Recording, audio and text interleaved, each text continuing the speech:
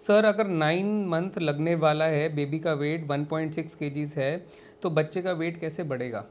तो देखिए, अगर एज के हिसाब से बच्चे का वेट 10th सेंटाइल से कम है, यानी कि जितना वेट होना चाहिए उससे 10th सेंटाइल से कम है, तो उसको कहते हैं फीटल ग्रोथ रिटार्डेशन। मतलब बच्चे का साइज़ जितना होना चाहिए उतना नहीं है।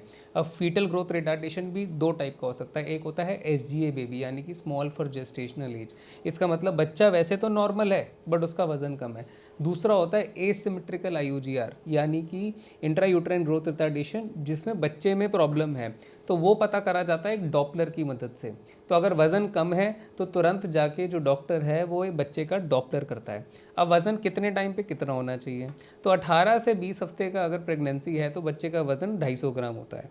अगर 25 वीक्स की प्रेगनेंसी है तो बच्चे का वज़न 500 ग्राम होता है। अगर 7वां महीना ख़त्म हो रहा है, यानी कि 28 to 30 वीक्स की प्रेगनेंसी है, तो 1 किलो होता है। 32 वीक्स की प्रेगनेंसी है तो 1.2 केजीज होता है। 34 वीक्स की प्रेगनेंसी है तो 1.5 से 2 किलो होता है। और 9th मंथ में यानी पूरे समय पे 2.5 से 3 किलो होता है। ये नॉर्मल बेबी वेट होता है। अगर इससे 10% कम है या 10th सेंटाइल कम है तो IUGR है। IUGR में इन्वेस्टिगेट कराना ज़रूरी है, डॉपलर कराना ज़रूरी है, और समय से पहले डिलीवरी कराना भी ज़रूरी है।